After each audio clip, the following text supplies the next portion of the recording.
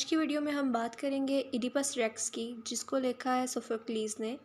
ये एक classical drama है जो कि ग्रीक मैथोलॉजी पे बेस करता है और एरिस्टोटल की पूरी ट्रेजेडी की ट्रू एग्जांपल है।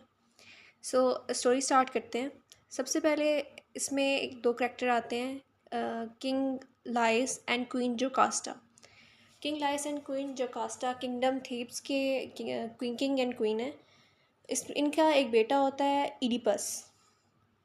अब ऑरिकल एक करैक्टर है जो कि डिवाइन नेचर के साथ कनेक्शन का काम करता है, यानी कि वो एक मैसेंजर होता है। जो भी डिवाइन मैसेजेस होते हैं, लाइक हम जिस तरह से चर्च में प्राइस्ट होता है, ये उस तरह का एक करैक्टर होता है जो मैसेजेस लेकर इंसानों तक आता है।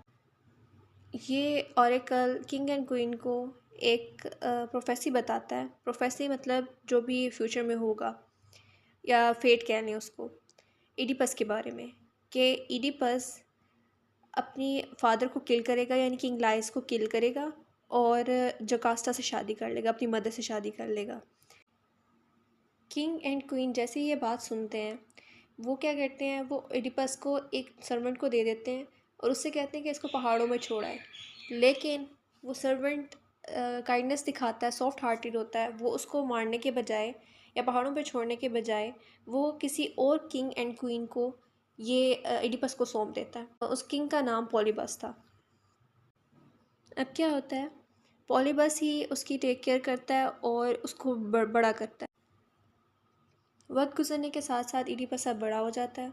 जब वो बड़ा होता है तो फिर ऑरिकल ऑफ डेल्वी उसको ये बात बताता है, जो भी उसके बारे में प्रोफेसी थी, कि वो अपनी मदर को, अपने फादर को किल करेगा और अपनी मदर से शादी करेगा।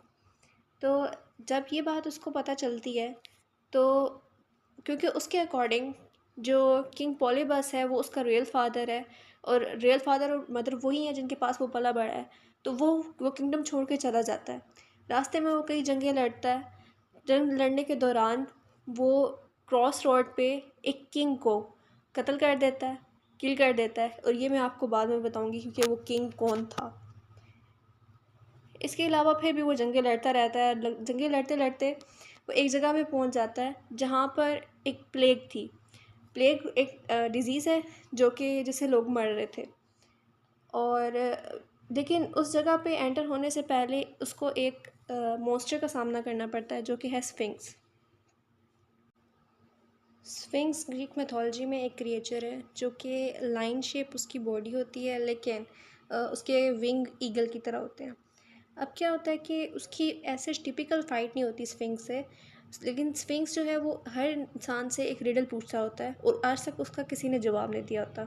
वो उससे रिडल पूछता है कि ऐसी कौन सी चीज़ है जो मॉर्निंग में जिसकी चार टांगें होती हैं, जब वो नून पे जाती है तो उसकी दो टांगें हो जाती हैं, और जब वो एट द इवनिंग उसकी तीन टांगें हो जाती हैं।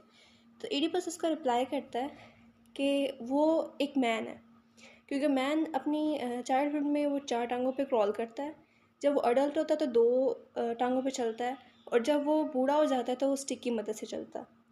जैसे ही वो ये आंसर करता है तो स्फिंक्स जो है वो ख़त्म हो जाता है, यानी कि उसने स्फिंक्स को डिफ़ीट कर दिया है। और वो जब लोग ये चीज़ देखते हैं कि इसने स्फिंक्स को डिफ़ीट कर दिया है, तो वो उसको अपनी किंगडम का किंग बना देते हैं। क्योंकि उस किंगडम का कोई किंग नहीं था, जो क्वीन थी वो एक विडो थी। सो वो इसको अपना किंग तस्वर कर लेते हैं।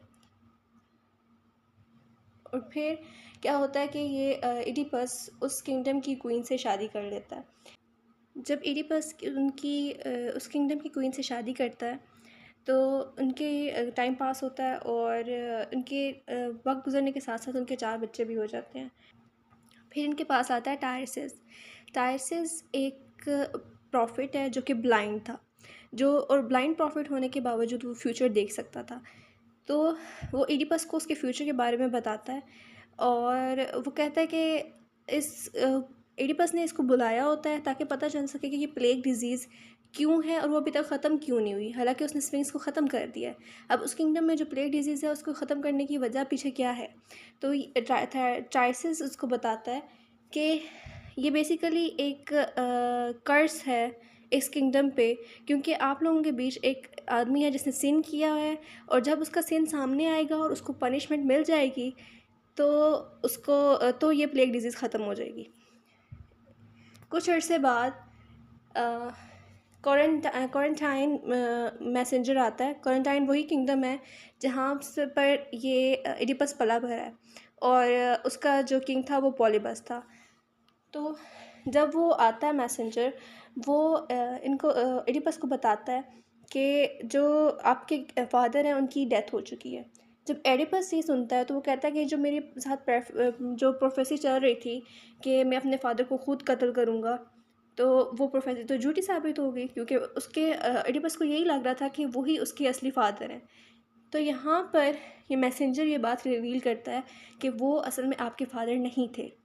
और साथ ही साथ इडिपस को ये बात पता चलती है कि जो क्रॉस रोड पे इसने किसी किंग को कत्ल किया था वो असल में इसका फादर किंग लायस था। और जब जोकास्टा ये बात सुन रही होती है तो उसको समझ आ जाती है ये बात कि जो प्रोफेसी थी वो सच साबित हो गई है, यानी कि किंग लायस को इडिपस ने कत्ल कर दिया है, और उसने जोकास्टा से, जो कि उसका सन था, उसने उससे शादी कर ली। तो जब जोकास्टा को ये बात पता चलती है, वो अपने रूम में जाती है, और जो उसकी हेयर पिन थी, जो पोर्च होता है उनका, उससे वो अपने आप को स्टैब करती है और अपने आप को मार देती है, सुसाइड कर लेती है। और जब इडिपस को ये बात पता चलती है, उसको सारी बात समझ आती है कि वो प्रोफेसी सच हो गई है, कि वो अपने फादर को किल करेगा और अपनी मदर से शादी करेगा, तो वो अपनी आंखें नोच लेता है। आंखें नोच के बाहर निकाल देता है, उसकी आइज़ ब्लीडिंग करना शुरू हो जाती हैं। अब एडिपस इसी गिल्ट के साथ सारी उम्र गुजारेगा।